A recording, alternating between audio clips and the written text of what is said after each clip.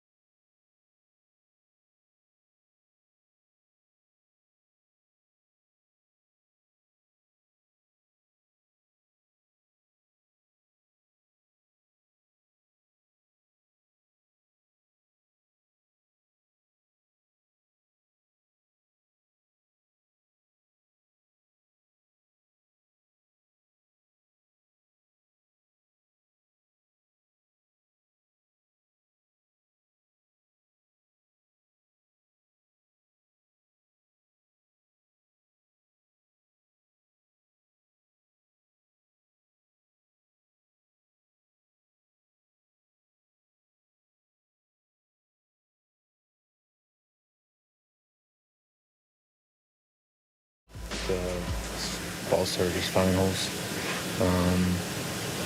They're swinging a lot, putting loud contact on balls throughout the game. Just that inning didn't make any good pitches really.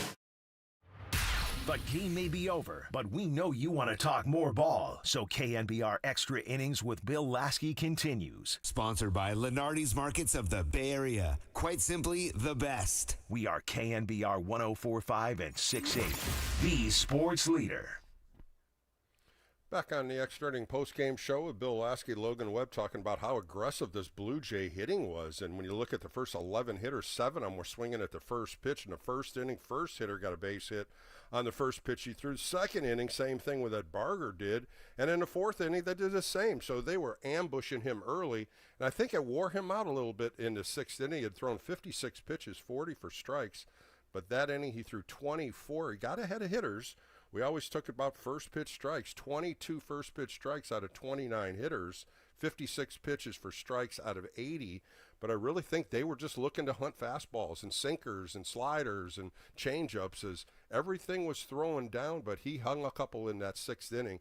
The 0-2 pitch to Barger was the big one, hit a double in right center field. And as I said earlier, Ernie Clement getting a 3-2 slider, pushed it through the hole. Couple doubles after that, and really chased Logan Webb in the sixth inning. He goes 6 innings, 11 hits, 4 earned runs. That's the most hits he's given up in 21 starts this year. And you got to tip your hat sometimes to some of these hitters, but the bottom of the order, once again for the Blue Jays, mounted an attack. They did it yesterday with Justin Verlander. Kirk ended up going 2 for 4. Loberfield goes 2 for 3. Today, once again, Will Wagner 2 for 4 with 2 RBIs. Yesterday, Wagner did the same. He chased him with that double down the line in the second inning. Yesterday, 1 for 2. And here's a guy that only had no home runs, 4 RBIs coming in, 2 RBIs coming in, 2 yesterday and then 2 today. So he's got 6 RBIs, 4 in 2 games. And Will Wagner's just sitting on some breaking balls up, and he's mounting an attack against this Giants pitching staff. So now, you look at what happened today, and it's the good things. You see Willie Adames hitting 2 home runs. The 9th time he's hit multiple home runs in one game, his 13th and 14th. The good sign there, but there was just no offense around him when they only had 4 hits, one by Matos and then one by Ramos in the 9th inning.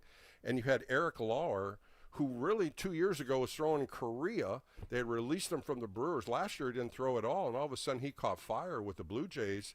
And today he had a perfect game for 13 outs, 13 straight outs, until Adames hits that home run. And he comes back still right after that with a strikeout to Schmidt and a real ground ball, simple ground ball by Jung-Hoo Lee. So the offense, again, after getting 11 hits yesterday, just could not come up with anything against the Toronto Blue Jays. So we'll see if this is going to change. The Giants have now lost 4 in a row. The Blue Jays on the other side have won 9 straight home games. Tomorrow, Robbie Ray takes the hill, and then the Giants have to travel to Atlanta and play the Braves for 3. So something's got to happen here. The Giants need a win. So let's talk to some callers, 415-808-KNBR. Let's go to John. He's in Marin. John, you're on an afternoon extra inning post-game show with Bill Laskey. Tell me your thoughts about this game. Oh, thanks, Bill. It was a great game. Mostly I was thinking, we have trouble against lefties. So right away, Patrick Bailey's in trouble. Right away, Devers is in trouble. Jung-Hoon Lee going to be in trouble. That's a quick 9 outs. We're very susceptible to lefties. We had Rodriguez up today. Rodriguez went in the game. Rogers was up in a loss with Logan Webb. He looked tired after the All-Star break. And we're getting closer and closer to that 500 mark. Adames hitting 2 home runs against a lefty. It's okay. I didn't really think that. Like John Wooden says, don't confuse activity for achievement. And that's the problem with the Giants right now. It seems like we're all thinking the same. And what does John Wooden say about that? He says, when everybody thinks the same, nobody thinks.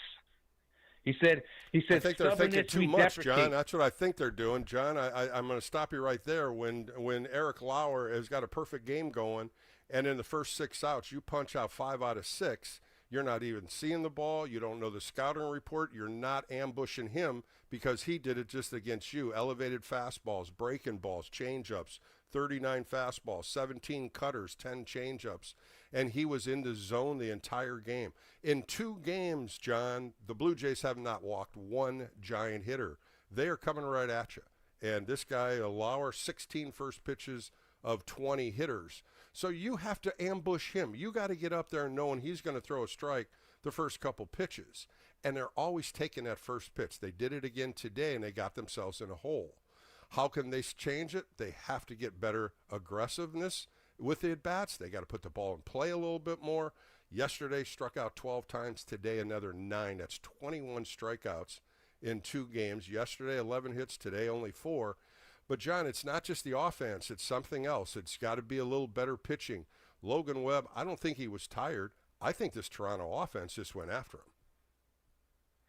Yeah, you're right. He got banged around. And let's remember, he didn't do all that great against the Dodgers last time. But I think with the glaring hole for us, the Giants right now, and has been the whole year, has been first base. When Buster Posey did not sign Pete Alonso, that torpedoed the season because we started Lamont Wade at first base. That screwed up the whole season. That was the whole tomato right there. He blew it. Had he signed Alonso, this team is flying. John, he had to see what he had before he was going to go out and start spending money. You're not just going to come in the first year as president of baseball operations and start spending millions upon millions. He did what he needed to do with Adames. He kept Lamont Wade Jr., Wilmer Flores. Flores was one of the bright spots the first half. Now you're not getting any production out of the first baseman. When you're looking at Devers is today a bad day. Yesterday hit the ball better. We'll find out, but the offense has to start carrying his team, and we're just not seeing that. But, John, thanks for the call. Let's go to San Francisco and talk to Big Sam. Big Sam, tough game today. Logan Webb just got wore out in that 6th inning. He had too many base runners on the first 4. Hey, Bill, I thought we're having dinner this weekend, man. Well, you know what? Dinner plans are always on hold. You know that, Big Sam. Things happen in everybody's life. It just got too busy. Yeah, I know. I understand it. Maybe it would, let us loose a little bit since our Giants are not, look, they're not in the groove right now, and it's real serious because they are getting in these cities that teams are on a hot streak, and I have a hunch that this team is going to crumble and as we spoke last week, at the front office level, Buster and the powers that be have to really understand where are we going to be in the next 10 days. And we got the Braves coming up. We got the Mets coming up. They're going to play at home. Those can easily – and you can't – you got to go – and I said they would go 35-30 or 40-25. But, Bill, you know what's going to happen in order for that to be achieved? 2 out of 3, 2 out of 3, 3 out of 3. Oh, and yeah. Well, Sam, we've been talking all the time. You got to win series. That's how it is. And they did that against Philadelphia, winning the first 2 out of 3. They win the first game against the Dodgers on Friday night, and then Saturday, Sunday, both clunkers. Opportunities that were there, just couldn't score. 2-1, they lose on Saturday, and then they go off to the break, and you're thinking, okay, new life coming in here, going to Toronto, great city, great ballpark. But you're also looking at one of the hottest teams in Major League Baseball. I said it earlier, in 44 games, they're 31-13. You said it, going out on the road, 34-16 at the Rogers Center. So this team can hit there. They know how to hit. They hit the balls in the gap. They hit the ball on the ground. But the biggest thing, Big Sam, is they hit. And the Giants scored no runs on 11 hits yesterday, and they scuffled for 3 and 2, 3 and a third, 4 and a third innings today on a perfect game by Lauer. I had about gasped when they ended the game with 11 hits, and it's kind of like the late great Bob Uecker, when he said the not so great words, and he said we didn't manage to get a run. But honestly, look, I think this is a scrappy team that can get some wins, but. Mm-hmm. And time's not running out. You still got 63 games left. Where in those 63 games can they finish? That's yet to be seen. And I really, truly believe that a move has to be made in these next 10 days. Well, I tell you, Big Sam, it's going to be all on this road trip. I really think they need to turn this around. They could lose a lot of ground on this road trip with Toronto and Atlanta for 3. Atlanta's starting to hit the ball better also. They're 10 under 500, but you can't go in there thinking it's going to be a lock that you're going to take 2 out of 3 against the Braves. The Braves have a tough hitting team. It's just, can this Giants team score some runs? Can this Giants team add early, get some early runs, add on in the middle?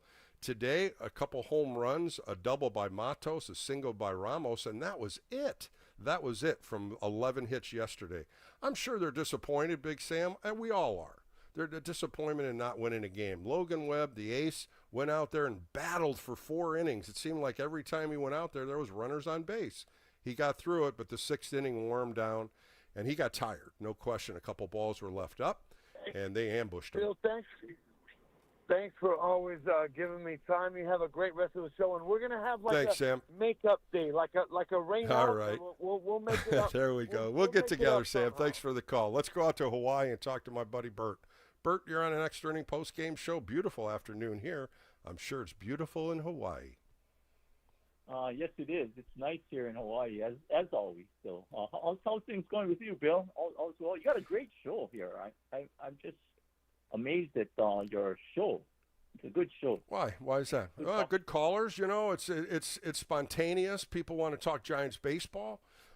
Being honest with what I do, and I see some mistakes, and I think the biggest thing, Bert, is I think all Giants fans want to see better. We want to see some wins. We want to see this team, start getting, when they were won 7 out of 9. We want to see them on a roll here, and coming after the All-Star break, Bert, I felt this team well rested. They come out the first 2 innings with a couple base hits, double play. And yesterday that just kind of, erupted the wrong way. Instead of getting a key hit, then you start, Bert, when you and I talk about this, the runners in scoring position yesterday, 0 for 9. Today, they couldn't get anything going against Eric Lauer. And here's a guy that was out of baseball. He comes back, was in Korea for a little bit. He threw the ball well, but the Giants just couldn't mount any attack against him. Yeah, and a couple of things I wanted to talk about. Bob Melvin and his decision. And I kind of started listening to your yesterday's talk. So I didn't hear the ending or what happened regarding Verlander. I don't understand why Verlander started yesterday. I mean, well, Buster Posey came on with Marcus and Murph, Bert, and I'll just throw this into you real quick. He came on and said, hey, we want him to throw. We can't have him sit as long as we think down in the latter part of the rotation. And that's why he had great numbers against the Blue Jays, had great numbers at Rogers Center. But my thought is that was 5 years ago, 3 years ago. He threw 2 no-hitters there. This is a different Justin Verlander. They still believe in his stuff. The numbers are there. The analytic numbers are there. He's getting hurt when he gets ahead of hitters. And yesterday he got hurt with a little up on a couple curveballs that were up, a couple balls over the plate. Same thing what happened to Logan Webb today in the 6th inning. They get ahead. The put-away pitch is tough. Then they're not getting it through. Yeah. Yeah, I mean, again, Bob Melvin's decision to go with Verlander, that just didn't make any sense to me. That just got us off to a bad start. Another decision I thought was a bad one.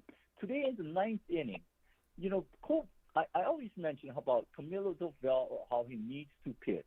Now, we're down only 1 run. He needed to get into the game today. There was no reason in putting in Walker. We got no time to be. You're right, Bert. I'm right there with you. I thought Tyler Rogers was coming in. They had him warming up. I thought for sure he was just going to come in and keep the score tight. Ryan Walker was a surprise to me, too. Camilo Doval, maybe, maybe not. But you're right. They need to get these guys out there for an inning. They haven't thrown in a week. And it was still a close game. It was still a 4-3 game. Walker comes in and he gives up a base hit and a bomb by Henneman, and the game just opened up right there. And I think all Giants fans went, wow, that we were tight. It was a tight game. And, of course, on one-run games, they play pretty well against one-run. They've been in 39 one-run games, 22-17, but that home run opened up the game, Bert. They couldn't get anything going on in that 9th. Yeah, and again, the other thing about Bob Melvin, and maybe it's not him, but his batting order, I think the killer this season is just that Chung-Hoo Lee cannot be our leadoff hitter. That's why everything's out of whack. It's that. I do too. I think they need to develop somebody. I've said this many times on the show. I just don't think Elliot Ramos is a leadoff hitter. He's more of a guy down the middle of the order. There has to be somebody else that could possibly be up there. They tried Matos last year. That didn't work. Casey Schmidt's not a leadoff hitter. So who would you put at leadoff, Bert, against a left-hander? Yeah, well, I mean, Jung-Hoo Lee is the guy that, I mean, well, that's why he's a disappointment. I mean, this, you know, I'm saying that, but I don't know if he would be the answer, but he's like the typical leadoff hitter type. I mean, but, you know, it's yeah, and you look at numbers, Bert, on Jung-Hoo Lee. You know, he goes 0 for 3 today. He's 87 for 352. Hitting under 250, putting the ball in play, but there's no pop off that bat. I just question some of the things, some of the ways he's, and you can see, Bert, what they're doing. They're jamming him. They're throwing a lot of pitches inside. They're not putting that ball in the outside plate where he can make contact, go the opposite way.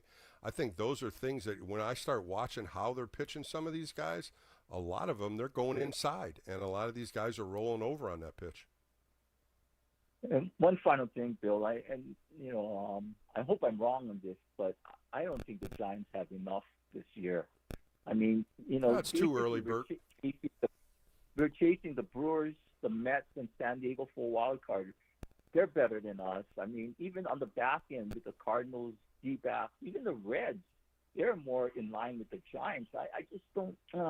I hate to say it, and well, you're just frustrated, I think, Bert. I don't think you're looking down the road here. As I said, they played 99 games as we're talking. They still got 63 games left. They do have a couple runs in them, and I think right now, coming after the All-Star break, the first two losses are two gut punches because you just lost 2 to the Dodgers.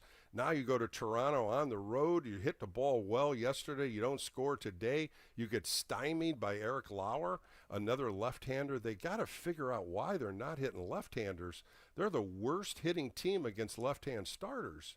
And when you start looking at the numbers, there's nothing there that you can compare to. They're 28th, 29th, and 30th teams against left-handers, and something's got to change there, and I just don't know what they have in the offensive minds to change that, because if I'm a rotation, I'm looking for left-handers to throw against them. They just cannot make contact and put any damage against them. Yeah, well, like I said, Giants, with the schedule the Giants have, they got a tough schedule going the rest of the way, and actually the Giants hitters, they're not really good hitters, actually, and that's why. Well, we'll find out, Bert. We'll find out. Don't be so frustrated. Well, we're just got to turn it around. It's one more game. You know what? You go into Atlanta, you might get hot. You might come home and you play the Mets and the Pirates. It's just a couple games to get you going. We've been waiting for this for a long time. I keep telling Giant fans the hitting's going to come around. The pitching's been doing so good, but you know what? Sooner or later, the arms are going to get a little tired, and the offense are going to have to pick them up. So we'll find out, Bert. Tomorrow's another day. Robbie Ray on the hill, which I think is going to be an advantage because the Blue Jays have a lot of left-hand hitters. So we'll find out how that rolls. But, Bert, thanks for the call. Have a great day in Hawaii. I appreciate it. We're going to take a quick break right here on the Extra Inning Post-Game Show. Come back with more. 415-808 KNBR. Some phone calls still on hold. I'll get to you in a minute. We're on Sports Leader.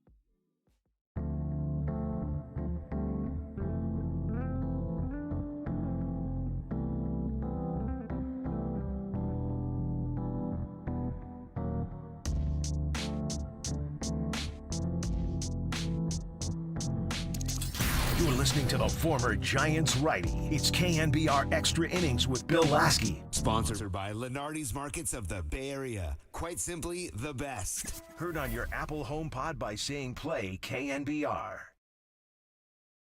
I mean, we've struggled with lefties all year. It's been a little better, the last month or so, but it's been a sore spot for us. And, getting Schmitty back, we expect to get a little more production there off lefties. And, we got Encarnacion potentially coming too, but we have not done enough damage off of lefties.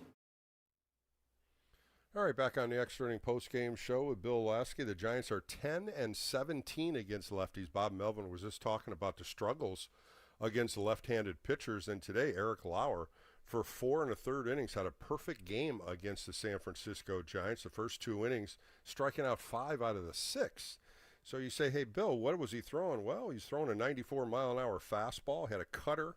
They threw that 17 times, changeup for 10, kept the ball down, got fly ball outs, 6 fly ball outs in the 6 innings that he pitched. He only gave up 2 hits, no walks, and I said this earlier, the Giants have not had a walk in 2 games, and they have struck out 21 times. So a lot better's got to change. Something's got to change here tomorrow. Robbie Ray on the hill against Jose Barrios, another right-hander, so the lefties will be in there.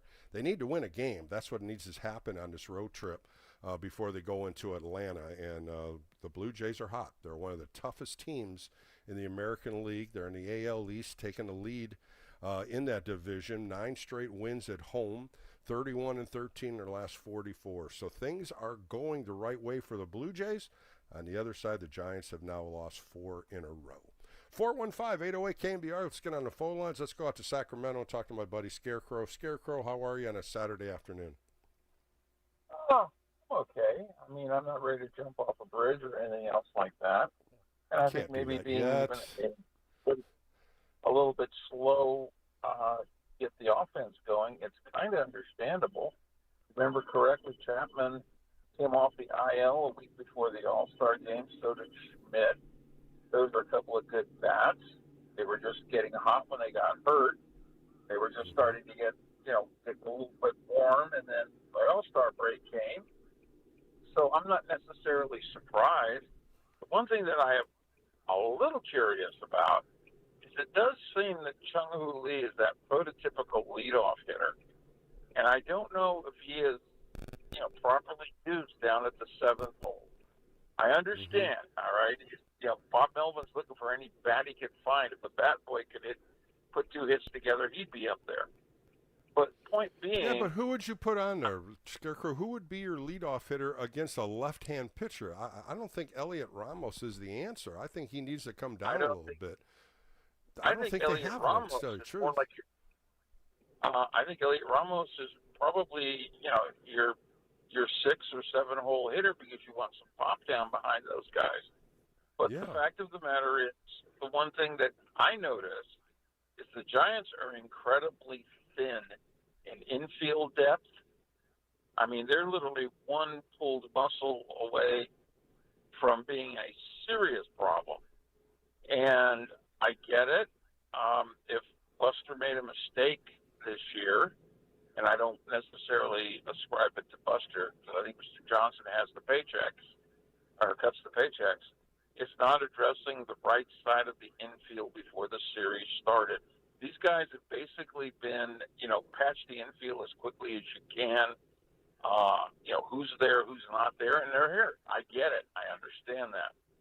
I would like, I'm kind of giving them 2 weeks to see if they can get on board with an offense, because it's starting to show in the pitching staff. Well, the other thing too, Scarecrow, when you talk the right side of the infield, Scarecrow, when you're talking the right side of the infield, you're not getting production out of your first baseman. Dominic Smith is not hitting the ball like he did when he first got here. You're looking at Wilmer Flores not playing consistently. He gets in 4 at-bats today, goes 0 for 4. And then you're thinking about putting Rafael Devers at first base, and then who comes in as your DH? Then Flores comes in, or Dominic Smith comes in. There really isn't, unless you wait for Encarnacion, and then you kind of flip them. But I just think first base has been a big hole for them in the offensive production. It's absolutely been a huge hole in him. And first of all, Rafael Devers, if he ever learns first base, that's going to be a project that's going to take an entire off season and spring training to put together. I don't think so do he I fixed agree with that. Boston's mistakes by repeating Boston's mistakes. They literally had no idea what to do with him. Well, oh, you're going to play third. No, you're going to DH. No, you're going to play first. Mm-hmm. At some point down the way, this idea that just because you're a major league ball player, all we have to do is put the proper glove on you and park you out someplace. Doesn't work that way. It does not work that way. No, I keep remembering Washington during Moneyball saying, no, first base is extremely difficult. Mm-hmm. And you know the saying, Scarecrow, the ball will find you wherever you go. The ball will find you and make it look like you're not a first baseman or a second baseman, shortstop. The ball's going to find you when you're out of position. Always does. That's the baseball world. Well, that's exactly it. And now all of those folks that used to badmouth Brandon Belt, I'll bet you they're thinking, wow, if we could have a really good defensive first baseman like Brandon Belt. He may not have hit the home runs like, Will Clark, who does, but he prevented a lot of runs. Well, Dominic Smith is a good first baseman defensively, but he's only hitting .235. I think his ability to play first base is very good. I think he's got good hands, good instinct, throws the ball to the pitcher cover and throws to second base on double plays. He's just not hitting the ball like we think he can. And he's been bouncing around, a .230, .235 hitter. He does not have that power of a first baseman. No, he doesn't. But, again, the Giants have got a problem in that you've got they've put a lot of chips in Bryce Eldridge's basket, and point being, there's no guarantee that he's going to be the answer either, because he is still a rookie and he's down in AAA. And he's just coming off getting hurt. So hamstring the injury. point being, do you suddenly open up the purse strings and get yourself a first baseman? And then what kind of first baseman are you going to get? Pete Alonso, you're going to pay top dollar, and guess what? He's going to play. And he's going to play a lot. You're not going to bury yourself like that, though, Scarecrow. You're not going to bury yourself with salary when Bryce Eldridge is the next upcoming first baseman, and it may be a year, 2 years, but you're not going to go out and sign somebody for 3 or 4 or 5 years. It's impossible. You're not going to be able to do that. And I think that's why everybody wants Pete Alonso. I think that was one of the reasons why Buster didn't do that. He saw Eldridge. He saw, Lamont Wade Jr. and Flores and possibilities of people filling in at first base. I don't think that was the correct move. If he went and spent that money, I don't think that would have worked out. No, but here's the thing, and I think you just hit on it. Fill in at first base. Yep. There's not a real plan there. It's just, can we get a body there long enough to hold the place open for Eldridge? Mm-hmm. Well, yeah, you can, but then this is what you get. Right. I mean, Wilmer, God bless him, all they've done now is overexpose the heck out of him. And, he's a major league ball player, and I hate to say it, but I think his fielding days are he's kind of on the downhill side over there, and I'm sure he can see the writing on the wall too. As soon as they get a better alternative, he could find himself, he's on a 1-year contract. He could find himself. But the other thing, Scarecrow, you brought up, and I just want to touch on a little bit, and I think you hit it right on the head here with Matt Chapman and Casey Schmidt coming off the IL. They come back in the lineup. They did hit the ball very well at times before the All-Star break, and both of these guys in the last 2 games, they're not even making good contact. Chapman 0 for 4 yesterday, today 0 for 3 with 2 punch-outs. Casey Schmidt gets called out on a strikeout, swings the bat through the ball in the second inning. He goes 0 for 3, goes 1 for 4 yesterday. Both of these guys, I think they need to get better in this offense because this team needs these 2 guys. And Bob Melvin talked about it, especially against left-hand pitching, which they're pathetic at. These are 2 players that they need production out of. You said it. I brought it back up. And I think these two are going to have to get better. Well, they're going to have to get better, but here's the problem. All right, both of these guys want to contribute like crazy, but I had an old coach that used to tell me, "Beware of the 5-run homer. It doesn't exist." I think they're pressing just a little too hard. I've been saying that for a while now. Yeah, and the fact of the matter is, these guys are all trying to win this thing by themselves, and it doesn't work that way. You just watched the Blue Jays do it to them twice. Mm-hmm. Now, like I said, it's not the end of the world. It's disappointing, but in terms of this team, I think look at the core, and the core is really, really good. I like every position on that infield, except for maybe first base. Okay?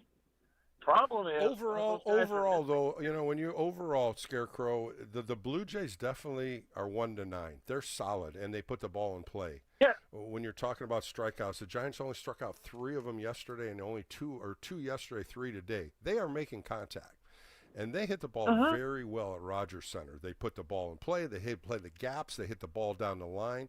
That's why I'm very impressive. It is very impressive. I'm impressed, too. And the way this team is put together, the Blue Jays are mounting an attack in that AL East, and they're going to add some pieces. Their pitching maybe get a little more starter-friendly when they get another rotation guy. Their bullpen's solid. I just think the Blue Jays, you got to take a look at a little stronger when you play them, and other teams coming in there. This is a tough place to play, Rogers Center, especially when I throw numbers of 34 and 16 at you. Yeah, and Oracle Park can be the same way. What the Blue Jays have done, and I think it's really, really good, is they have taken players and drafted them for their ballpark. Now, you do play 81 home games and 81 road games. If you win 60 of those 81, you're on your... Yeah. You're absolutely right. Well, Scarecrow, thanks for your time today. It's always great catching up with you, and some valid points. And we'll see what the Giants do here tomorrow before they leave Toronto, and 3 good games in Atlanta. So we'll make sure to keep your thoughts in my brain and some of the things you said, and I think some of them are right on there, accurate as hell. But thanks, Scarecrow. Appreciate it. Let's go to San Rafael and talk to Liam. Liam, you're on the Extra Inning post-game show. Thanks for holding on. I appreciate your time. Howdy, Bill. How are we doing? Well, I think all Giant fans, I thought we would have seen something better coming out of the All-Star break, and both these games have been disappointing. I think Logan Webb was very, very surprised at how they ambushed him every inning. I mean, first pitch of 3 innings, first pitch he throws, he's got a guy in first base. And today, I think that 6th inning wore him out. He was tired. You could see it. The pitch selection he was throwing, the ball was up a little bit. And I keep throwing the word ambush. They ambushed him with 3 doubles that inning. I appreciate you use the word ambush. In today's terms with modern analytics, the ambush is really not the pitcher. It's whoever's calling the pitches, because all of that can be dissected to a T.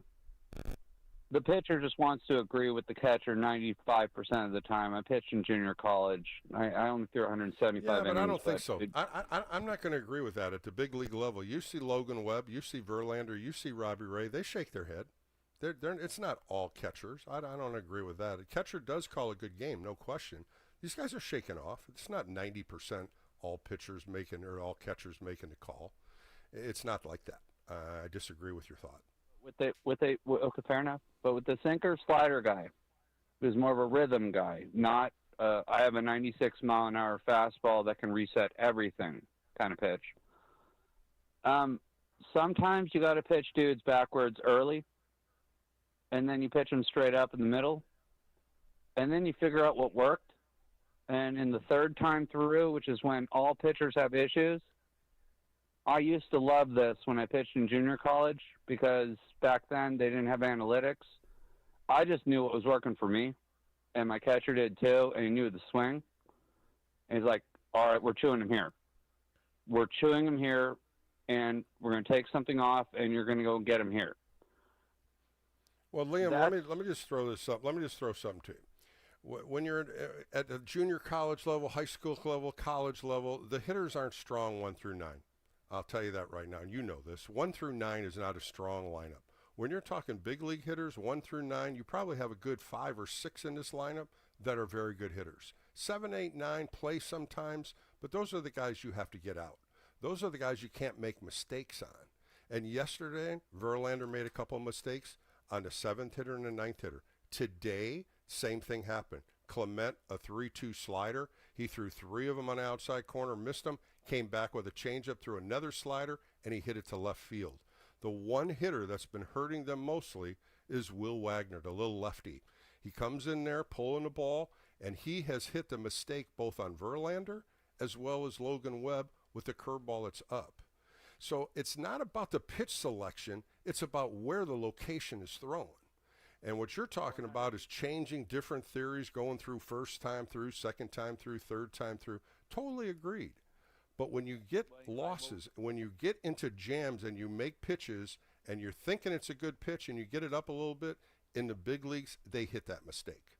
And I think that's what's happened with Verlander and Webb through those middle innings. Verlander in the 2nd inning, Webb in the 6th inning. You're thinking about making that pitch. It's a good pitch, but it's up a little bit. And we go back to that word. They ambushed him, and they hit 3 doubles that inning. And I think it phased him. It really did. First time he's ever given up 11 hits in one game in 21 starts. So you got to think a little bit more strategy here. But I think a lot of the mistakes is when they get into jams, they're trying to make a perfect pitch, and it's across the plate and it's up. Well, I 100% agree.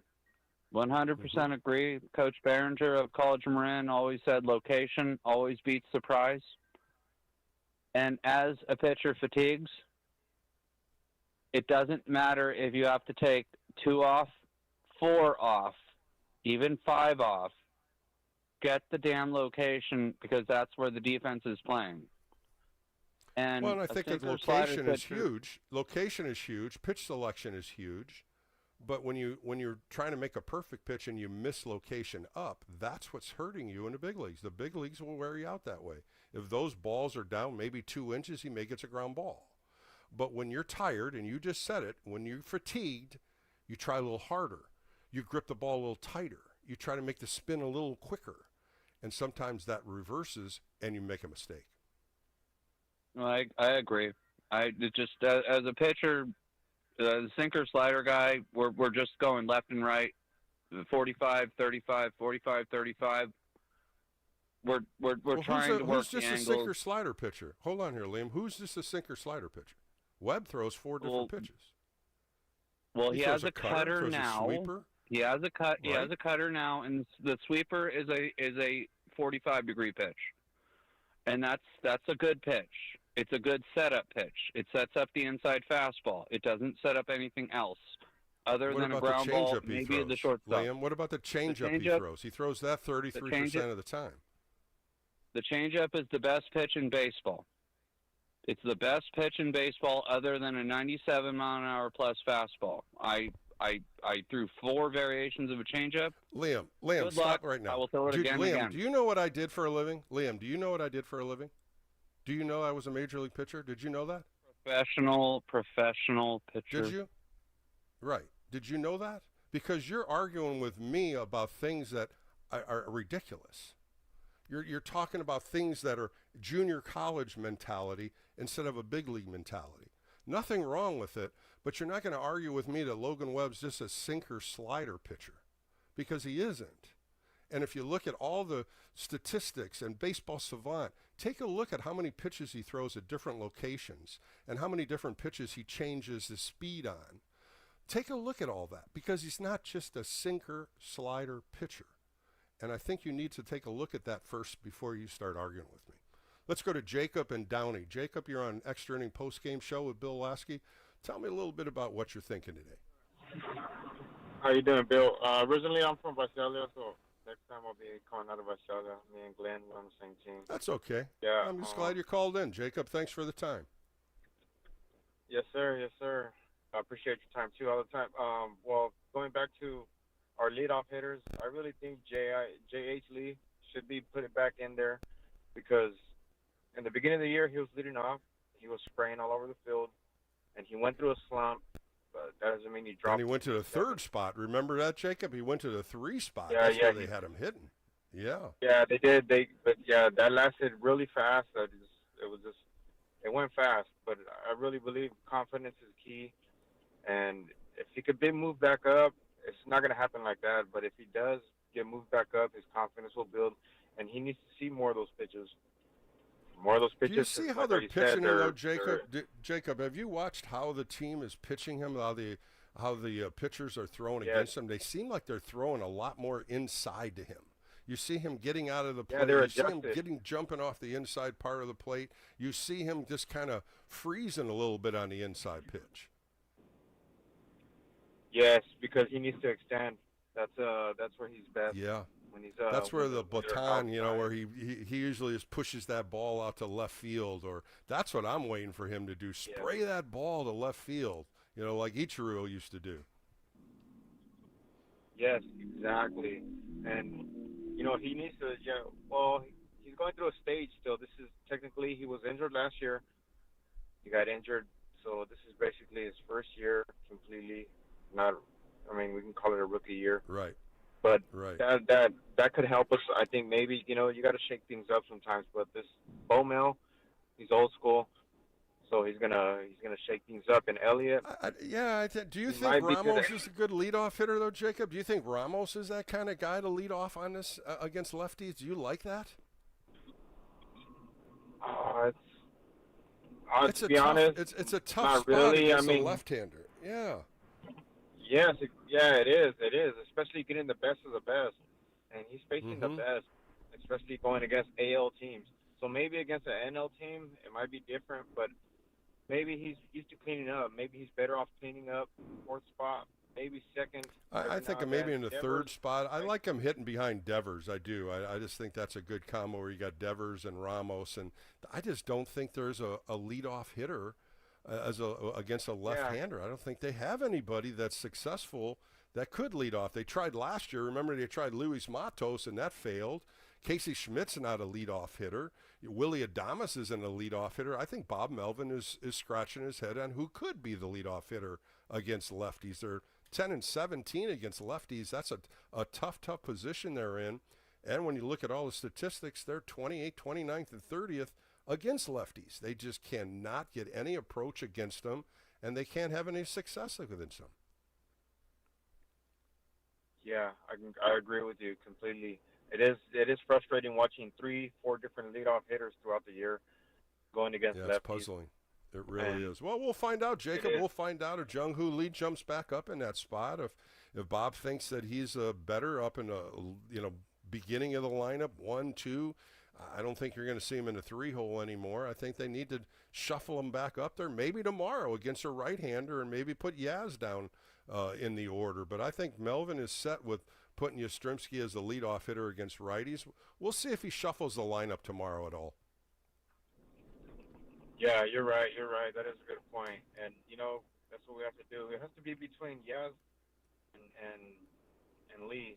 At least let's just hope, Jacob, once they get going, Jacob, let's see if they can get 4 or 5 runs a game and run a few of these teams into winning series and getting back on a roll here like we saw when they won 7 out of 9 in June. And let's just hope for the best. That's all we can do. But thanks for your call, Jacob. I appreciate your time. Let's go to Jonathan. Jonathan, you're on with the Extra Inning Postgame Show with Bill Laskey.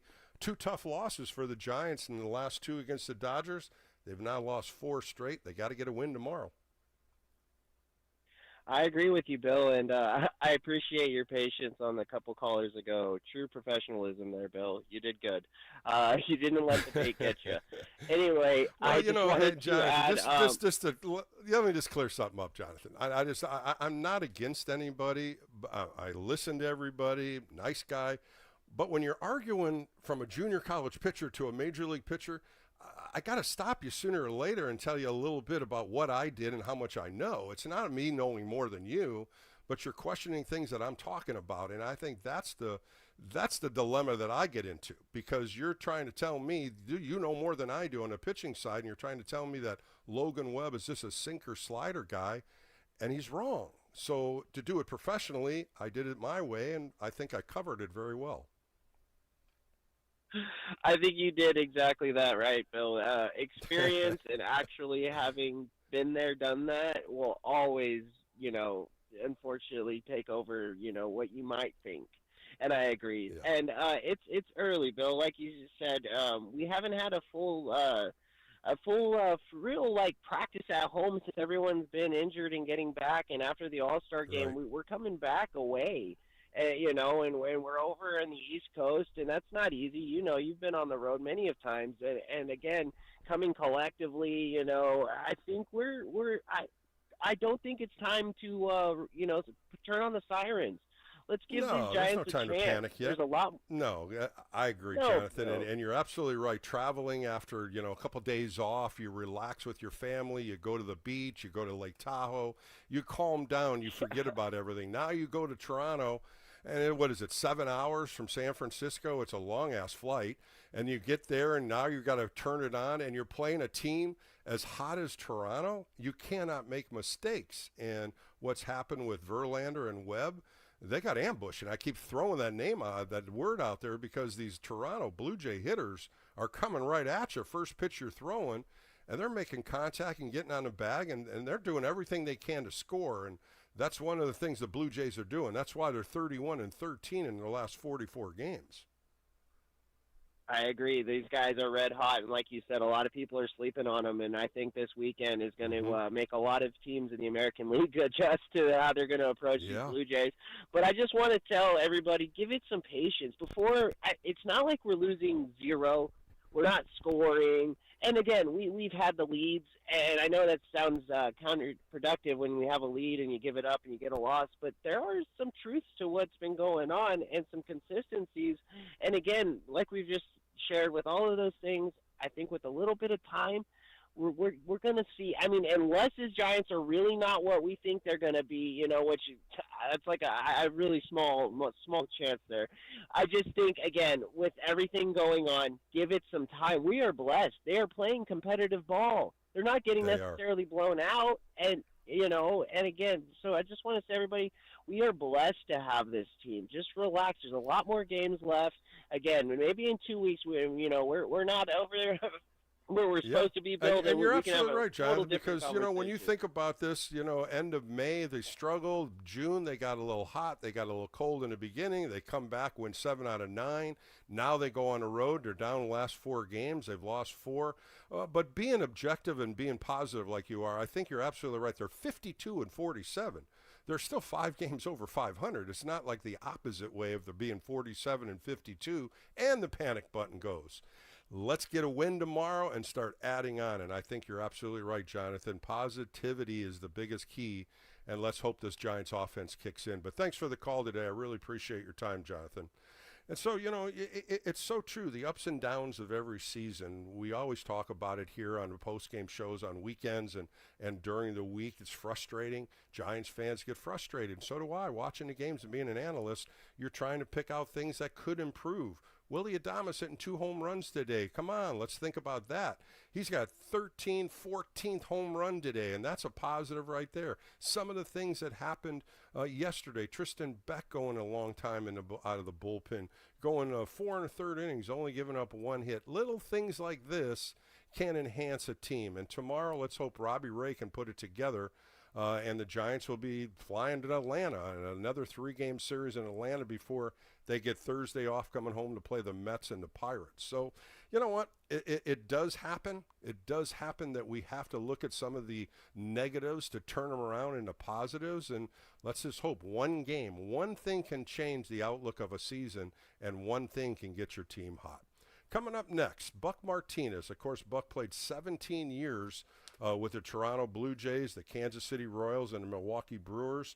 He was an Emmy Award winner as a sports broadcaster. He's been the voice of the Toronto Blue Jays on the TV side. I got a chance to catch up with him today to talk a little bit about the Blue Jays and his career. That's coming up next right here on the Extra Inning Postgame Show with Bill Laskey. Buck Martinez right here on the Sports Leader.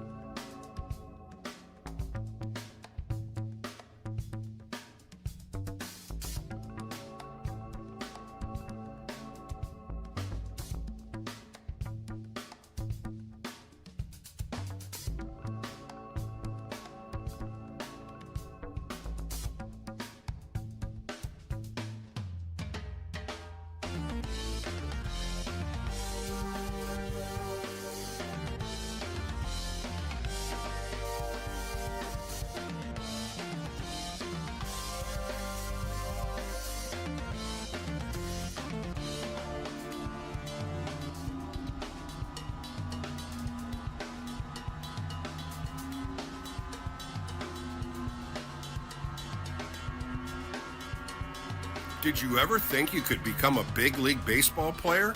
Well, now you can. Come to Big League Coaching Fantasy Camp. It's January 11th through January 17th, 2026 in beautiful Scottsdale, Arizona. Our host hotel is the Marriott Suites for the week. Come play with the great coaches, Joe Youngblood, Shooty Babbitt, Tim Flannery, Scott Garrelts, Mark Davis. Go to bigleaguecoaching.org and sign up today. Become a big leaguer.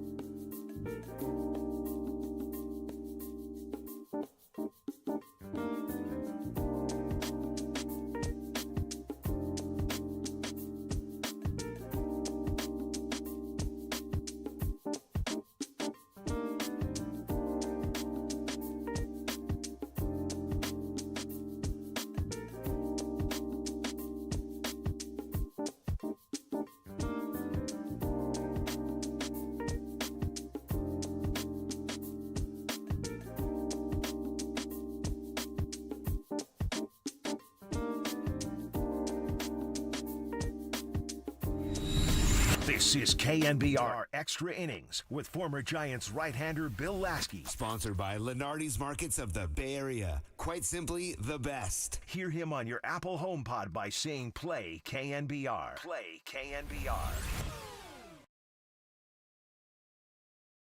Welcome back to the Extra Inning Post-Game Show with Bill Laskey. I'm honored to bring a guest on. Played 17 years in Major League Baseball with the Kansas City Royals, Toronto Blue Jays. He was also an Emmy Award winner in sports broadcasting. Let's bring in Buck Martinez. Buck, how are you today? Ben, I'm doing great. Great to be with you. Oh, pleasure is mine, and I appreciate your time today. But let's go back in time. You grew up here in Northern California. You went to Elk Grove High School, Sac City College, Sac State. Tell me your early days up here as a Northern Californian. Well, we were born in Redding. I have three other brothers. We were all born in Redding, and then we moved down to Sacramento when I was about 10. My dad felt like it'd be a better opportunity for all of us for school and athletics and everything. So we moved down. Just in South Sacramento, and I went to Elk Grove High School, as you mentioned, and I was fortunate to have some good coaches, some great teachers, and some real good teammates there at Elk Grove, and eventually at Sac City as well. Buck, was there any interest in Major League Baseball back then? Were you thinking about it? Did you have a good foundation to possibly be a pro player? Bill, I think like most of us that played as kids, we never ever thought about that as a possibility. I didn't get drafted out of high school. I played 3 years of senior baseball at Elk Grove, and in my senior year, I hit 512 and didn't get drafted. And remember back then, that was I think it was the third year of the draft, 1966. Actually, the second year of the draft, I didn't get drafted. So a bunch of us had played American Legion in Sacramento, and we all decided to go to Sac City. And we had a hell of a team. Del Bandy was the coach at Sac City. We won the North State Championship. We beat Santa Rosa in the North State Championship. And after that, I was actually drafted in January by the Phillies. And I had to sign before the state championship finals. And I had always wanted to sign with the Phillies. Larry Boa, John Vukovic, Lowell Palmer, the great scout Eddie Bachman from the Bay Area. He was the guy that scouted us all. And he would eventually sign Bob Boone as well.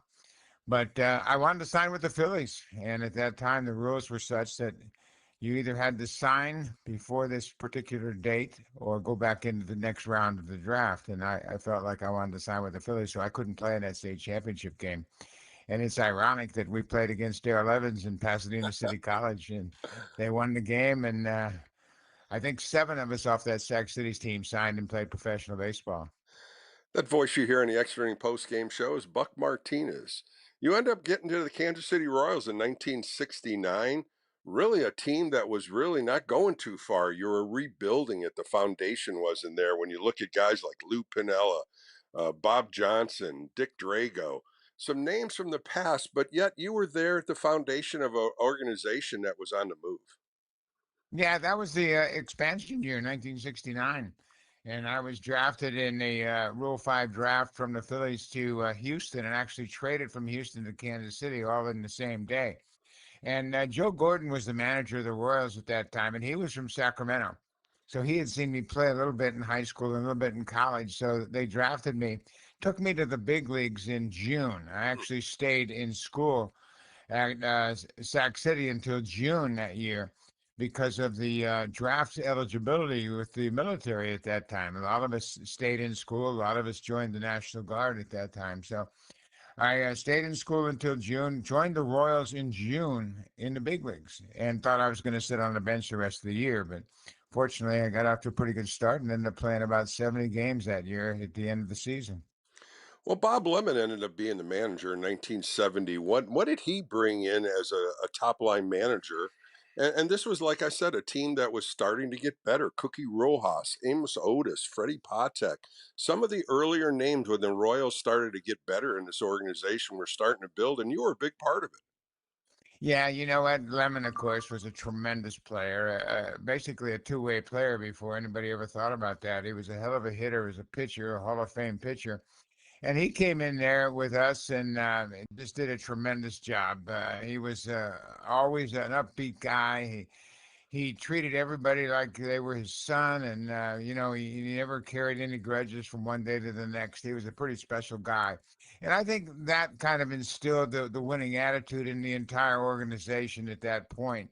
As I mentioned, Joe Gordon only managed 1 year.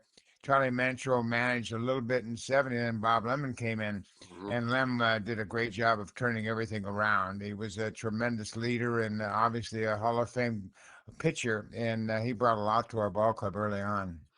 Hey, Buck, back in the days, Charlie Lau was the main hitting coach. He was the one that everybody gravitated to. George Brett, all the main guys just loved this guy. What did he teach? How did he teach hitting? And what was so good about all the results he got?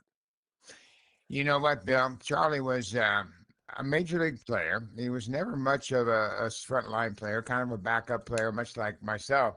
But what he brought to the organization was absolutely incredible because he was all about hitting to the whole field, using the whole field. He had Pinella, who learned from him. a great hitting coach later on. Hal McRae came over from the Reds, and he really struggled early on. And then Charlie got to him and said, "Hey, you got to change your style of hitting." And of course, George Brett. George won 3 batting titles, and I remember the day that Charlie came up to George and said, "Okay, you ready to go to work now?" And it was at the All-Star break, I believe, early on, 1974, maybe 1973. And he said, "Yeah, we'll get back from the All-Star break." He goes, "No, you're not going on the All-Star break. You're going to stay here and work with me." And then he told him, he said, "I don't want you to hit a ball to the right side of second base the rest of the season." And he didn't. And he went from 230 to 240. He ended up having a hell of a year. And, a couple of years later, he won his first batting title. But yeah, Charlie Lau was a phenomenal guy. And actually, Bill, he taught pitchers more about pitching than he taught hitters about hitting, because he knew so much about hitting. He knew how to diffuse great hitters. And he was always great for me as a catcher, and always great for Steve Busby and Paul Splittorff and Dennis Leonard and Larry Gura, all those great pitchers we had in the mid 70s. And he was a wonderful coach and a wonderful man. Buck Martinez joining me on the Extra Inning post-game show. You leave the Kansas City Royals in 1977. You come over to the Toronto Blue Jays, and again, another organization that's trying to rebuild. Bobby Cox, Jimmy Williams were the 2 managers that you had above you, and some of the players. Ernie Witt was ahead of you as a catcher. What did these guys do to try to change this organization? Well, actually, Bill, you missed a stop. I went to Milwaukee for 3 years after Kansas City, and then I went to Toronto. So I was in Toronto with Bobby Maddock first in 1982. I got traded there in 82 after about a month into the season. I was the 4th-string catcher in Milwaukee behind Ted Simmons, Charlie Moore, Ned Yost, and myself. So I didn't play an inning. I didn't have an at-bat into the month of May, and they finally traded me to Toronto. And at that time, Toronto in 1982, not very good, but in 1982, Bobby Cox came in and took over, and then Bobby Cox just was a tremendous manager, probably the best manager ever played for, including Whitey and Buck Rogers and George Bamberger, all those great managers. But Bobby Cox was the best. And he had a bunch of good players, like you mentioned, and we had a team, to me, that's very similar to the 2025 Toronto Blue Jays. A lot of backup players, a lot of part-time players contributing to great success, and I think that's what the Blue Jays are doing this year. And I think that's what Bobby Cox instilled with our team in the mid 80s, and we finally won in 1985 for the first time, and then lost to the Royals in the playoffs, unfortunately. But that was a great run in Toronto for me. Buck, when you were in Canada, baseball was just starting to be accepted by the Canadians. I played in Montreal. It's a little tougher up there. They're more of a hockey crowd, but Toronto seemed like they were accepting baseball in the early 80s. How did you see that? Well, Bill, we were at Exhibition Stadium early on before they built the Sky Dome. And in 1984, we had a great pennant race with the Detroit Tigers. In Ontario, the province of Ontario was split down the middle in London, Ontario, between Tiger fans and Blue Jay fans, because that became a tremendous rivalry. And in 84, you'll remember that the Tigers got off to a 35-5 start. Jack Morris was tremendous. Threw a no-hitter in April, won 5 games in April. And we played just as well as them after 40 games, but we could never catch them. But the next year, we finally caught them, won the division, and went to the postseason for the first time in 1985. And that team was loaded. And we just had a great bunch of pitchers. Dave Steeb, and unfortunately Jim Clancy just passed away a couple of days ago, and Jim Gott and Louis Leal, and just a great bunch of pitchers and a great bunch of teammates, and it was a lot of fun then. Well, when you moved on from Toronto, you ended up going to be a broadcaster. How did that change affect you? I mean, now you had to analyze the game, you had to talk about the game, interview players. Was that difficult for you? Yes, it was, Bill. As players will always tell you, "Oh, I never listen to the radio. Oh, I never watch TV." Everybody watches everything. And that was really difficult because I had just stepped off the field in 87 or 86 and started broadcasting in 87. So all those guys were my teammates. I had just finished playing with them. So early on, I had a real tough situation. Tony Kubek was our color analyst up there in Toronto at the time for one of the networks. And I had said something on an interview about the possible trade that we were going to make, about Ernie Witt getting traded to the Phillies for Lance Parrish and Lloyd Mosby moving from center to left to bring up a young Sil Campusano. And all the Blue Jay players got all upset. They were criticizing me for, who do you think you are, talking about us like that? And I almost quit at that point. Wow. I almost felt like that was not going to be my kind of career. But Tony Kubek talked me out of it and said, listen, you got credibility as a person. You didn't criticize anybody's character or what they were doing. You have a right to your opinion, and that was simply your opinion. So, yeah, he helped me out a lot. Well, Buck, you also did it nationally, TBS, MLB Network. You covered a lot of major events with baseball. Any kind of nerves come across you when you're ready to do it? I mean, you hear so many different people say it was like baseball. I was getting excited, anticipation and coming on camera and talking baseball. How did you do that? How did you overcome some of that? Bill, I still get nervous before every game. You know what? You want to do a good job for the fan base. And I've been fortunate to do World Series playoffs. I've done all of the World Baseball Classics. The first one I managed in 2006. And then every other one I was involved in the broadcast. So I've been to Japan twice to cover it. And I absolutely love baseball, just like you. Mm-hmm. And whenever you get involved with a baseball game, you get fired up at the start of the game. You do the open, they introduce the lineups, the umpires come out, they exchange lineup cards. It's a wonderful thing. And I think that's why I'm still doing it at this point in my life. And it's so much fun. And it's such a great game. And it's something different every single day, Bill. You know that. You go to Yes, the I do. ballpark, you never know what you're going to see. Well, as we finish up here, Toronto Blue Jays are first in the AL East right now as we break at the All-Star break. Playing good baseball. They had a good run. What have you seen out of them in the 2025 season? For like the 85 team, we had a bunch of platoon players. And, you know, the Blue Jays went into the season expecting Anthony Santander to be a big impact free agent sign, and he's been injured most of the season. They lost their center fielder, Dalton Varsho, to a couple of different injuries. At first, he came back from a shoulder surgery in the offseason. Then he has a hamstring injury, so he hasn't played much either. But the guys that have stepped up have done a wonderful job. Nathan Lucas has he's from Sacramento State. He was a great college player at Sac State, and he's done a hell of a job filling in. It's just a 30-year-old guy that never really had a great chance to play, and now he's doing a hell of a job. And Miles Straw, who's been a Gold Glover in the past but hasn't done much with the bat, has been an important part of this situation. Ernie Clement and all these backup players, and Tyler Heineman, who played a little bit of time with the Giants. He's done a great job backing up the all-star catcher, Alejandro Kirk.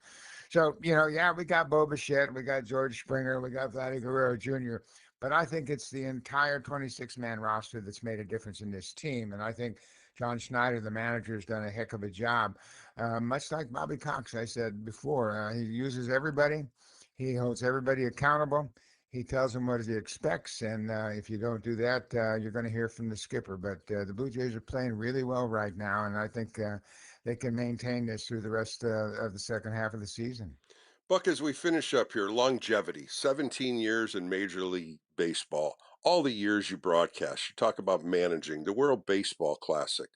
Every day, like you said, baseball changes every day.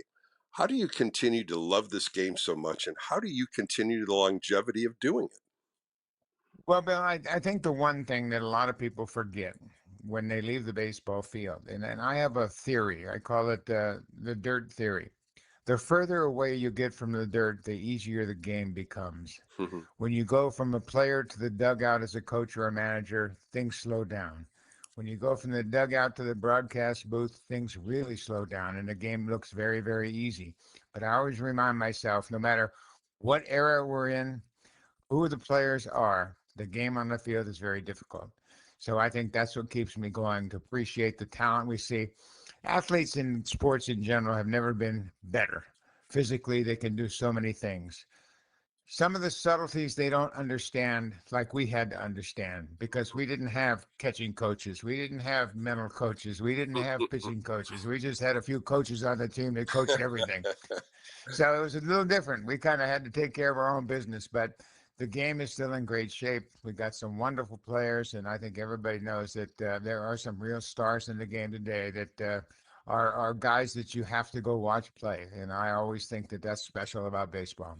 Buck, a pleasure to catch up with you again. I appreciate your time and continued success. You keep going, buddy. Thank you very much, Bill. It was great talking with you. That was Buck Martinez on the Extra Inning Postgame Show. More coming up right here on KNBR, the Sports Leader.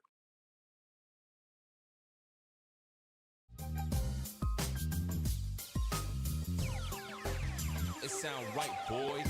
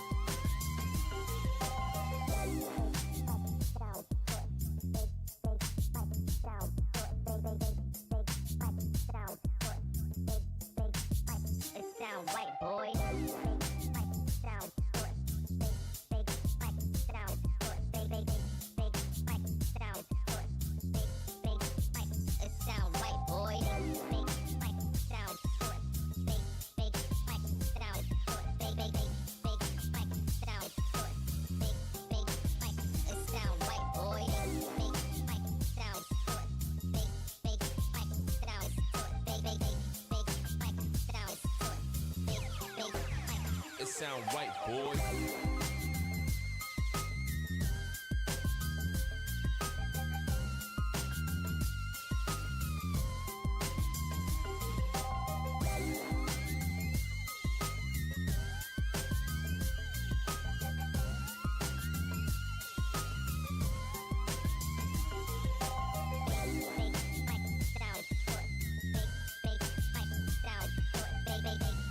Hi, it's former Major Leaguer Buddy Biancalana. It was my zone experience in the World Series in which I played the best of my career that led to being the founder of Zone Motion, the only mental training program proven through research and studies to enhance performance and expedite development for athletes of any age. Whether you're a professional or any level amateur, regardless of your sport, Zone Motion is for you. You can check out this life-changing program at zonemotion.com. And go Giants!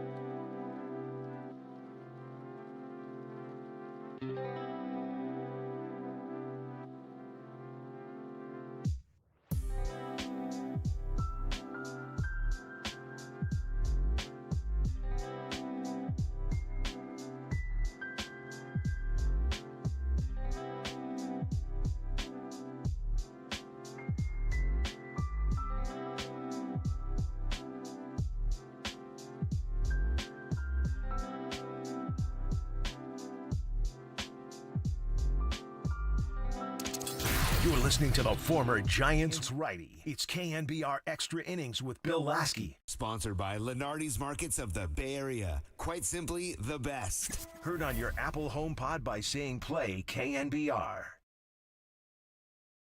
Yeah, I mean, look, at the time we don't have a hit. Now all of a sudden we have a run and a lead, and we got Logan on the mound, so it feels pretty good. And, you know, hits another one a little bit later. So it's been better part of almost a couple months now that he's been swinging good and being productive, and it's kind of what we expect out of him. Back on the Extra Inning post-game show on a Saturday afternoon, Bob Melvin talking about Willie Adames hitting 2 solo home runs today, one in the 5th inning, a 1-0 fastball, hit at 391 feet for his 13th home run, and then backed it up in the 7th with another 1-0 fastball from a right-hander, and he hit that 386 to left field. 95-mile-an-hour fastball he turned around. 14 home runs on the year. That's the 9th time he's hit multiple home runs in his career. The Giants lose 6-3, a tough game up in Toronto. They've now lost 4 straight. They lost 2 against the Dodgers before the All-Star break, and now against the Toronto Blue Jays. The Blue Jays are hot. They're a good team in the AL East. They won 9 straight games at Rogers Center, and tomorrow Robbie Ray's going to try to change that. Robbie Ray coming off the All-Star game, 9-3 with a 2.6 earned run average, going against Jose Barrios, a 31-year-old right-hander, 5-4 with a 3.7 earned run average. Giant fans, you're not going to like this. No TV tomorrow on NBC Bay Area. You'll have to check it out on Roku. That's right, a streaming site that you can watch the game. First pitch at 9:05, but you can also tune it right here on KNBR and hear John Miller and Dave Fleming call the game, and then I'll be following that up on the Extra Inning post-game show tomorrow. Manny Trio, 17 years in the major leagues, caught up with my ex-teammate, and P.J. Peltier, he's the hitting coach of the Sacramento River Cats. We're going to talk a lot of baseball tomorrow, especially what's going on in Sacramento. You got a couple guys that are really hitting the ball well. Of course, when you look at Marco Luciano's got 19 home runs, 52 RBIs. The batting average is down, but he's hitting the ball really well. Grant McCray is the top-line hitter down there right now. He's got a great season going on, 100 hits and 365 at-bats, 26 stolen bases, hitting 270 with 59 RBIs. But that's going to be on tomorrow. Coming up next, I got to talk about some pitching, and I love talking pitching, as you all know. I caught up with Alan Keano, and he's the pitching coach in Sacramento, and I caught a hold of him on Thursday before Matt Gage ended up going to Toronto. So you're going to hear me talk a little bit about Matt Gage and some of the things he can bring to the Giants bullpen. But we really talk about the futures game, and the futures game, of course, Trent Harris and Carson Wisenhunt were both big parts of. Of course, Trent Harris had a great season going in Double-A, where he was 1-1 with a 1.6 earned run average. Carson Wisenhunt got in a little trouble in the month of June, but he still got good numbers, 8-5 with a 4.5 earned run average. So a lot of good stuff coming up next as we talk a little about Triple-A and Sacramento River Cats with the pitching coach, Alan Keano. That's coming up next right here on the Extra Inning postgame show on the Sports Leader.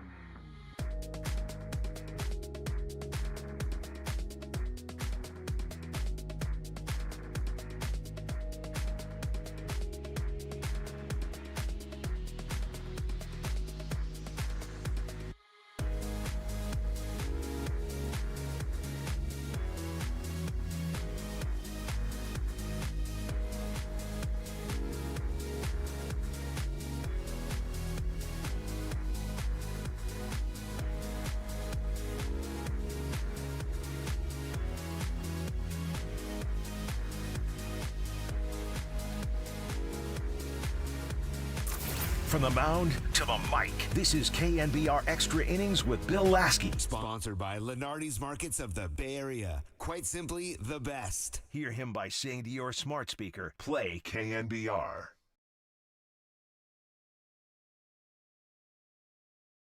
Welcome back to the Extra Inning post-game show with Bill Laskey. I'm honored to have a guest come back on. Of course, I watch him daily, what he does in Sacramento.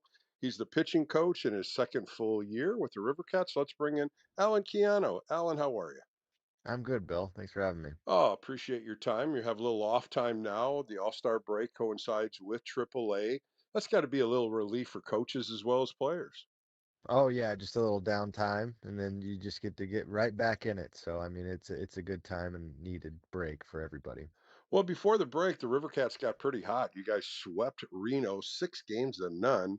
Then you went into Salt Lake City. You lost a couple, but you finished up with a couple nice, strong games.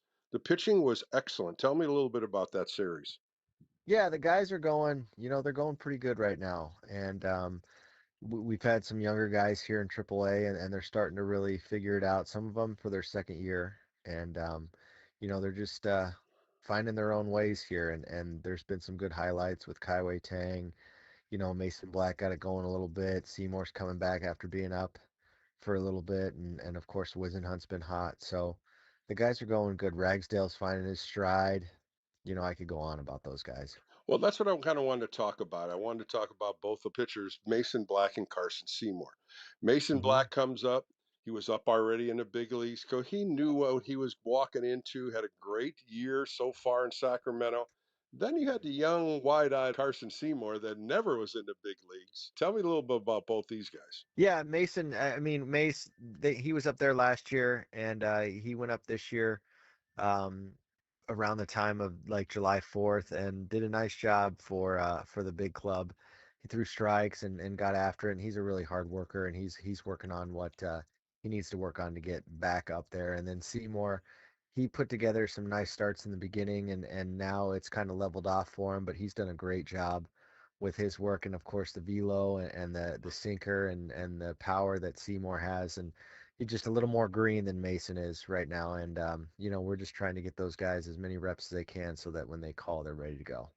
Alan, I'm sure you watched it. His first game with the White against the White Sox. His family was there, and it was so exciting. It's always that moment when you first get on a big league mound and you produce. And he goes 1 inning, gets in a little trouble, but works out of it. The smile, all the high fives. He'll never forget that. No, that's the reason why we do this as coaches too, is to hopefully get those moments for these guys, and that's what it's all about. And I got to catch the end of that, and that's just his personality. I mean, I thought it was great, and I was in the room when he got called up, and it was just a cool moment for him. So, and now we get to get back to work, but he did a great job, and he's a great kid, and that's what you see. That voice you hear in the extra inning post-game show is the pitching coach of the Sacramento Rivercats, Alan Keano.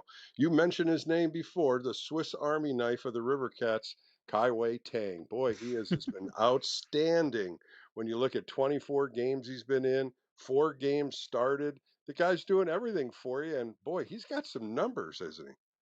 Oh, he does. This is a different Kaiwei. I had Kaiwei a few years back in Eugene when we were in A-ball together, and he was just a young kid. And had him last year when he was going through some stuff as far as just putting pressure on himself and trying to be too fine with his stuff. And this year he came in with a lot of confidence, and he is throwing the crap out of the baseball, and you guys are seeing that. And hopefully soon you guys get to see him, because this is a different Kaiwei. He's been great up until this point. Everything. He's thrown everything, Bill. I'm talking. Alan, when you look It's at his all numbers, working. 18 walks to 82 strikeouts, and he's only thrown 52 in a third inning, so he is around the plate. What is he featuring? What kind of pitches in his arsenal? So, the big thing is the fastball right now is, I mean, he's running that thing up to 95, 96 miles an hour, and he's spotting it, which is enhancing what he does best, which is throwing spin. He'll spin a slider that'll go real east and west, and then he'll throw a curveball that's just short north and south, and he throws a hard like splitter changeup. And it's just, he's been nasty. And this is a different Kaiwei than I've ever seen before, and he's motivated, and it's showing. Alan, the Giants picked up Matt Gage, a left-hander Mhm. who they really drafted all the way back in 2014. He was pitching Mhm. pretty good with Toledo, and now he's come over to Sacramento. Of course, the need for left-handed pitchers. This is a good gadget that the Giants could take a look at and maybe give him another opportunity. Yeah, for sure. I mean, the one thing that when we first saw him and we got him in the game, he throws this nice short cutter, especially as a left-handed pitcher. He's got command of this cutter that runs about 87, 88 miles an hour, and it's tough on guys, even the righties. And then he throws a heater, and I looked it up. He used to throw around like 96. That had to be tough on guys, but right now he's throwing around 94. I mean, it's still tough on guys. So this is a guy that's battle tested, and he's had some good numbers at the major league level and even in AAA. So you know how it is, Bill. You left-handed, you got a shot to do something, Well, we got to right? talk about your futures. Both of them have been pitching pretty good. Of course, Trent Harris, he pitched outstanding in Richmond. Now he's been up in Sacramento, but the Richmond numbers 13 games, 1.69 earned run average, 25 strikeouts, 4 walks. He dominated Richmond. Coming up to Sacramento's had a little difficult time. He's given up a few hits, give a couple who earned runs, but his walks and his strikeouts are still impressive. What have you seen out of Yeah, Trent Harris? I mean, we got to remember, right? He comes from the pedigree. His dad was a big league Hmm. pitcher, but he's starting to find that level where his talent and their talent meets, and he's learning that in the PCL, which is tough to do, right? And Yeah. he has to be really pinpoint with some of his pitches that he didn't have to be that way in double A and high A, and he's figured that out. Trenton he works his tail off, and he's in there. We're working on where he needs to go with his mix and what he needs to do with his arsenal to be successful, and he's done a great job adjusting to this, and he's learning that, right? Because the big league level, he's got to be ready for anything. So we're Well, we're going Alan, through does that he right have now. high velocity? Does he throw pretty hard, or what is his mix Yeah, of I mean, it'll pitches? be 94, 96, not as hard as like, the 101s and Yeah. 102s, but it's a cut carry type profile, and he's just it comes out of the hand lively. So he's just learning how to control it, really, to be honest with you, Bill. Like it's a younger guy. He was a two-way guy in college,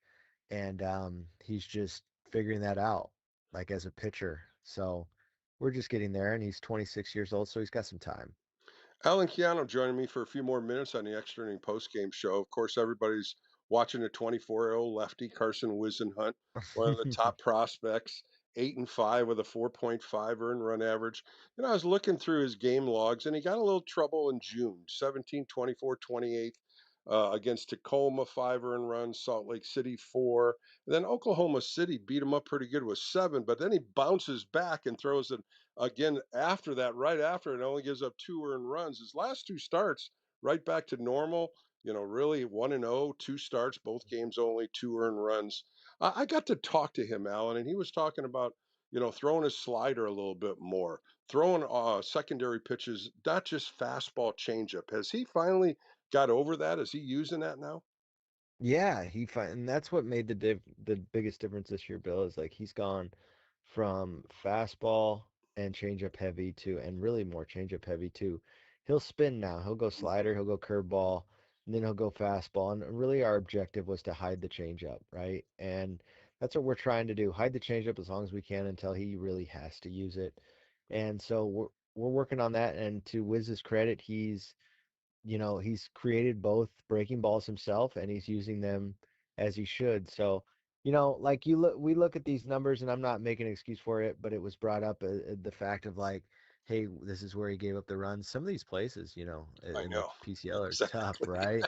Now the Tacoma one got away from him a little bit, but you go in some of these other places, it's kind of hilarious. And it, Wiz, to his credit, he pitched all year here last year and survived, and he understands how good he's got to be, and that's why the breaking balls have really helped him, and then they'll help him at the big league level too. So he's had a great attitude with it, and honestly, getting through this part of the season and where he's at right now, I mean, I would like to think that we've progressed from last year to this year, and I think he would agree too. Alan, you and I have known pitching for many, many years, and sometimes for a 24-year-old, don't you want him a little struggle, little mental Oh break, yeah, kind of build himself back up? I mean, that's when I was going through Double A and Triple A. My pitching coaches used to say, "I want you to get let up once in a while," and I'm like, "Why?" Well, you got to build yourself back up. I think that's that's all right. a building tool, correct? 100%. Like that's the beautiful thing about this is you find out more about the guy when he fails Mm-hmm. and when he goes through it. And so when these guys go to Salt Lake City and give up home runs that probably shouldn't have been out or Vegas and whatever, we find out, can they make better pitches? Are they mentally tough enough to handle these things? And a lot of these guys, they're doing a great job with that, and most of them have been here, so they understand that, right? And it's just such a great learning tool. Failing is a great learning tool. I agree. So, I totally agree right? with that. Well, Alan, you got another pitching coach that just signed with the Giants, Austin Barnes. Of course, the Oh 35-year-old yeah. coming over. I mean, you got to love to talk to him about all the knowledge that he's had at the big league level. He's only been there a week. Has the pitchers gravitated to him much? Yeah, what's funny is Barnes, he looks so young for what he is, or maybe I'm just so old now, but like he looks so young, but when he comes in our first meeting, we started actually he caught Mason Black one of his first starts and he said we were talking about what was going to go on and he said, "Well, we're just going to do this, this and this. And you just follow me." And it was like it was refreshing, right? It's like you get a guy in that knows exactly what he wants that guy to look like, and he sees it on paper. He hasn't even seen the guy throw yet, and he goes out there and does well. And he did it with Kaiway. I think Kaiway was actually the first one he caught, Mm-hmm. and it just cruised right through it. And I think Kaiway tried to shake him, and this is a great story for fans. He tried to shake him, and Barnes just walks out there and says, "Hey man, don't shake me, I got you." And he did there's your it. there's your catcher, That's right, it. Alan? There's your Right? boss. Uh-huh. It was beautiful. And so that's the kind of guy we're getting here, with all the time he had with the Dodgers and the guys he's caught and he comes in and he's helping these younger guys. It's really great to see it. Well, as we finish up with Alan Keano, the Sacramento River Cat pitching coach, last year I was looking at some numbers 1,460 strikeouts, second most in River Cat history, 80 wins, most since 2012, 1,326, the most innings pitched. That was your first full year here, Alan. How's all those numbers sound? I don't, what's funny, and I think maybe you were this way as a player. I don't know. I don't ever look at the numbers. I just try to go by, our day to day and Sure. work our tails off for these guys. And however it lays out, it lays out. And that's the beautiful thing about this job is, you never know what the next day is going to bring. And then a guy like Carson Seymour gets called up and it makes your day just on the mere fact of having to work with those guys and seeing them reach their dreams is what this is about. But we've had some great guys over the last 2 years. I mean, we just lost a guy to a trade a couple weeks ago in Justin Garza, who had been a cornerstone of our bullpen for about a year and a half, and he got a big league opportunity with the Mets, which was cool to see. So these are the kind of guys we have here, right? And it's been great, and the front office has picked some great guys, and hopefully we're ready to make an impact for the big club in the second half here because it'd be cool to see it go for a push here. Well, Alan, thank you for your time. It's always a pleasure catching up with you. Have a safe trip back to Sacramento, and second half is on, my friend.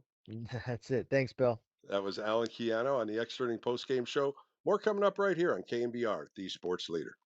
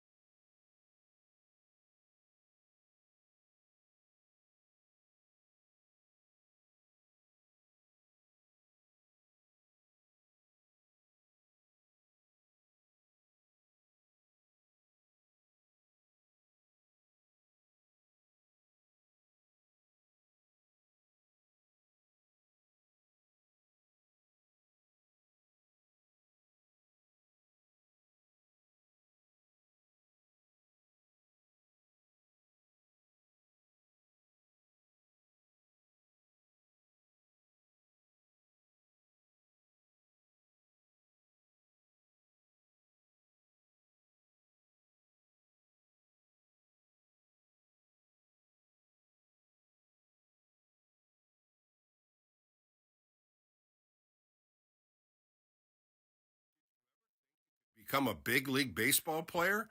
Well, now you can. Come to Big League Coaching Fantasy Camp. It's January 11th through January 17th, 2026 in beautiful Scottsdale, Arizona. Our host hotel is the Marriott Suites for the week. Come play with the great coaches, Joe Youngblood, Shooty Babbitt, Tim Flannery, Scott Gereltz, Mark Davis. Go to bigleaguecoaching.org and sign up today. Become a big leaguer.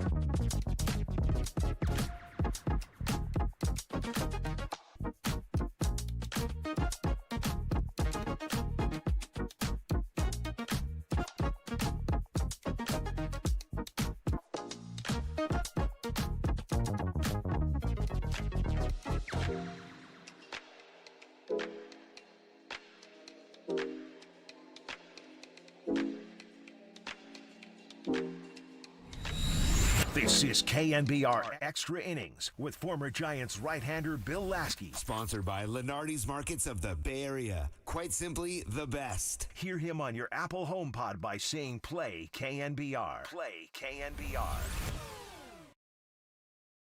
Early on, not so good. They got better as the game went along, which typically happens with us. But, you know, backdoor cutters had a pretty, you know, his fastball had a little bit more on it than we expected. Changeup was pretty good. You know, once Willie got the home run, it felt a little bit better, but, you know, just we ended up with 4 hits, so just not enough. All right, back on the Extra Inning post-game show is a Saturday as we wind down. Bob Melvin talking exactly what the offense did today. Willie Adames hitting 2 solo home runs, his 13th and 14th, but the Giants couldn't muster much after. They had 4 hits, 3 runs on 4 hits after getting 11 hits yesterday, but couldn't score a run. So now they've lost 4 in a row. Tomorrow, you got to look at Roku. That's the only way you're going to be able to watch the game, but you can always listen to it right here on KNBR with John Miller and Dave Fleming. Robbie Ray takes the hill tomorrow for the Giants. He's 9-3 with a 2.6 earned run average going against Jose Barrios, a 31-year-old right-hander. He's 5-4 at 3.7 earned run average. After the game, you can jump right here. It'll probably be noon, an afternoon extra innings show on Sunday, and Manny Trio is going to join me. A great interview with Manny and J.P. Peltier. He's the P.J. Peltier, I should say. He is the hitting coach from Sacramento. We're going to hear about a couple hitters that are getting hot. But if you missed both interviews today, Buck Martinez and Alan Keano, you can check it out at all KNBR Podcast. And that's where you can see all and listen to all the interviews I've done. Done a lot of them, and there's some good ones there if you missed them. But I want to thank my producer today, Kyle Haar, Raph, and Cole for helping out. All the great calls. We'll do it again tomorrow. Hopefully we'll have a win to talk about it. But again, like I'm saying, tomorrow, 9:05 first pitch.